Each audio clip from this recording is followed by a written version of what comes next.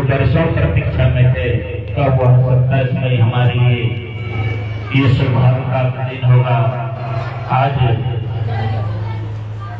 जिस होकर के हमारे यह दिव्य पर हमारे सदगुरु महाराज जी के बगल में उनके हृदय बैठ करके विभिन्न मार्गों में घूमते हुए और सबकी आंखें नम या आज भी सदगुरु महाराज अपने हृदय को साथ लेकर के रथ पर घूम रहे हैं। ऐसा दिव्य दर्शन लोगों ने